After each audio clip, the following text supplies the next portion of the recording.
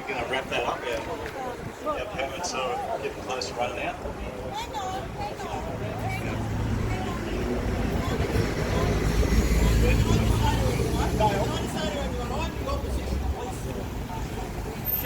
Excuse me. I will talk to you all after this is finished. Excuse me. Because Aaron doesn't want me to talk. No. This is exactly the problem that we've got. And I'm so pleased that Dale's come here today, because I'm happy to give him the microphone now. Because you know what? I'm now in a position where I can actually have a public debate in the public square with a politician. I'm here to have a debate with Dale Last. If Dale Last wants to actually challenge me to a debate, right here, right now on the streets of Cairns, like we did back in the old days when the court jesters were our form of entertainment, not a mobile phone, let's get back down to the real level of transparency and accountability.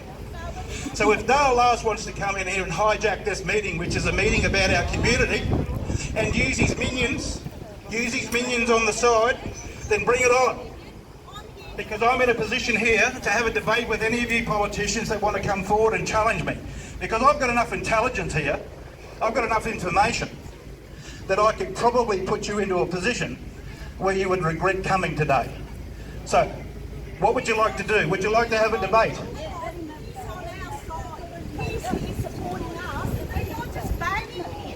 So I'm here to have a debate. Would you like to have a debate, Dale? No. We said no. He doesn't want to have a debate. And what's happened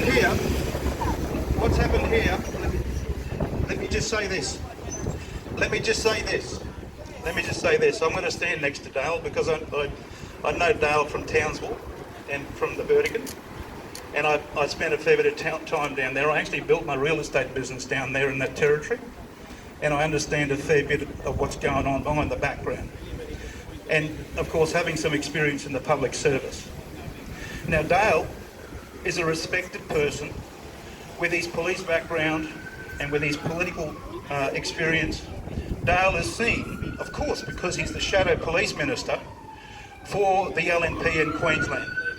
So on the face of it, Dale is an honourable, credible and very worthy person of being able to be involved in a political debate and a political discussion. Right? So the problem is though, and Dale can confirm this hopefully because his staff understand this too, is that I mentioned to Dale on the phone that we don't want this to be about a political issue.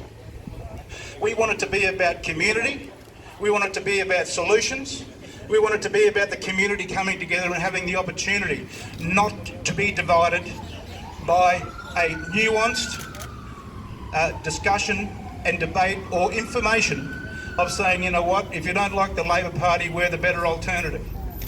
So this is exactly the type of political manoeuvring, the political functionality that exists here today.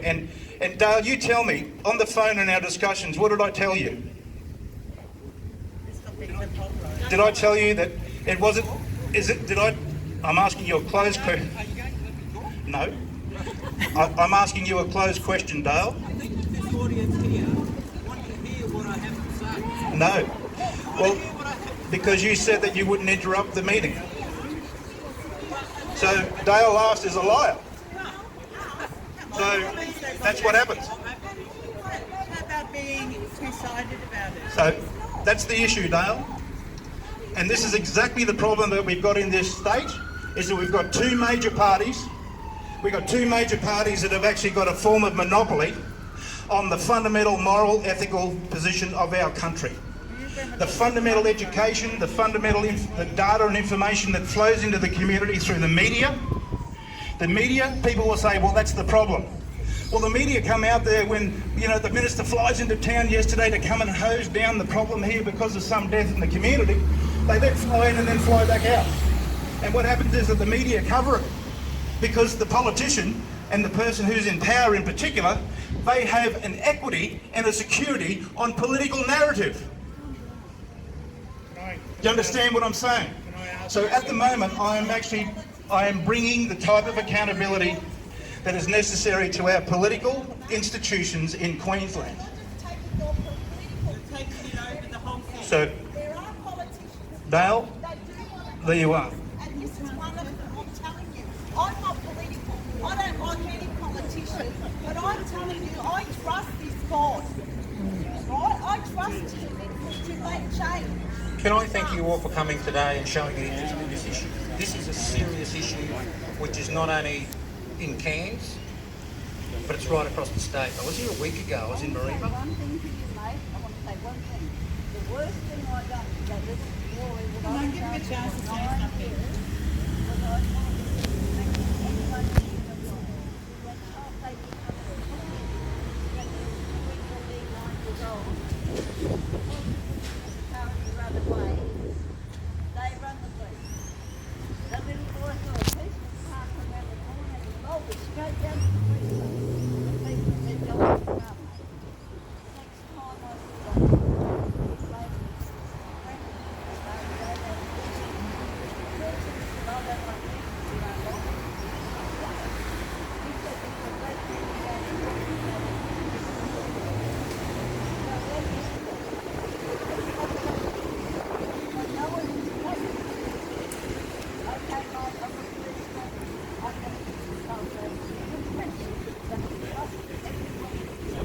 And I appreciate that. There's no simple answer to this issue of juvenile crime. Whether it be here, council, Gold Coast, whatever the case may be. But I'm here today because I care. I was here a week ago, up in Mareeba, here. I'm back today because I knew this rally was on and I care and I'm interested. Michael Healy might not be here today, but I am. He may not be interested in being your voice in the Queensland Parliament, but I will.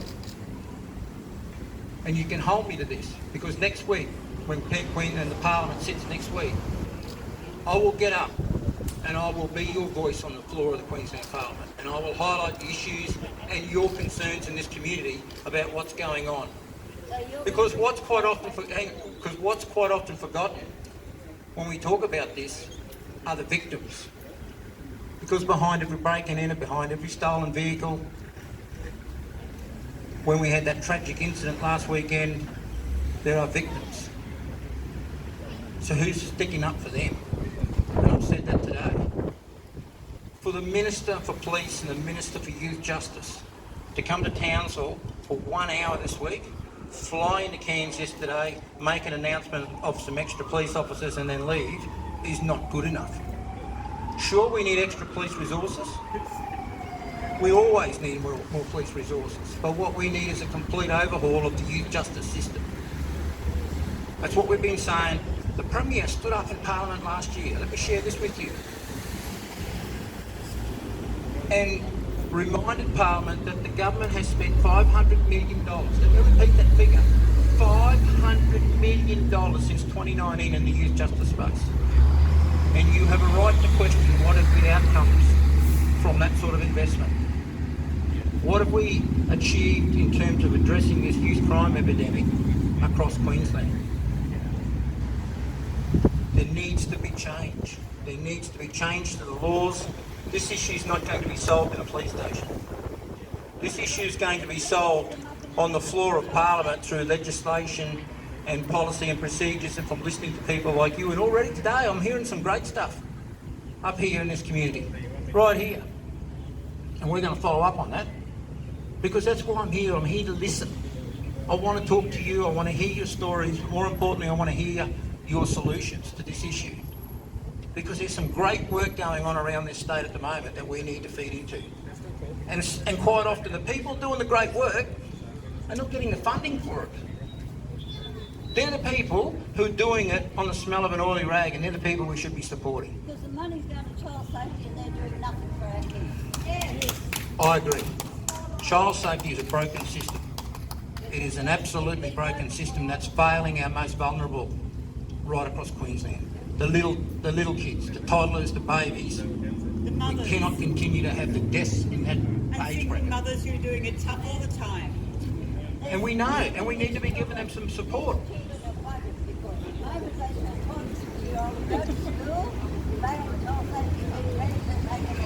We need some fundamental changes in that space, no question about that. But I just wanted to let you know that I'm here today, that I've come up here today to listen, to be at your rally, and I will be your voice on the floor of Queensland Parliament next week when Parliament resumes for the year. And I will relay the concerns to the Minister, and I'll relay the concerns to this bloke who should be here today. Sometimes you just got to stand up as a politician and take your medicine. Because that's what it's about. If you're not representing your community, then you shouldn't be in these roles. So, happy to be here. Thank you all for coming. I'm going to stick around for a little while afterwards. I know Aaron's probably got some more stuff to say, but I'm going to stick around for a little while. If you want to come and talk to me, more than happy to talk to you all here today. Thanks for coming, everyone. I really appreciate it. Thanks, Dale. As he said, you can have a yak to Dale after it, but right at the beginning of our rally today, we said it was going to be apolitical, okay? But anyhow, Dale's had his 2 bobs worth. And if Dale's so passionate about what he believes in, he'll probably volunteer to sign our CJAG commitment, members' commitment to do things. It's over there, we can get him to sign it. So he's ducked off over there, but look, we're going to wrap this up for today. I really want to thank everyone for coming along and sharing their experiences. Hopefully we can keep rattling the can, because the only way it's going to change is by people like us, because they don't care. Don't forget that. They don't care. Let's stick together and get things done. They don't care until you threaten to vote. Thanks so much, Alan. I just want to say a couple of thanks, if I could. It takes a bit of a team effort to put this sort of thing together, and I just wanted to thank Alan, of course, for doing a great job on the mic and being our MC. Thanks, mate. A round of applause. Great one. And I just want to thank also the marshals that we had to organise for today that would have had to deal with the crowd control. So we had to have a contingency just in case the crowd burst out onto the street. So we didn't have to have that problem today. So they were standing around like council workers on a shovel. But thanks very much to our marshals and our volunteers and members for coming out and helping us. And thank you also to all of you for coming and participating in this. I hope you got something out of it. I hope you got some idea of what really the scope of the problem is and where the solutions are going to come from. And what the Crime and Justice Action Group is seeking to do is to provide that solution directly into the heart of our power in Queensland. And we're hoping that you would come along and explore and grab some brochures and all that sort of stuff. Have a chat to myself or anyone afterwards if you want to, and I'll be happy to answer any questions and fill you in. So thanks so much, everybody.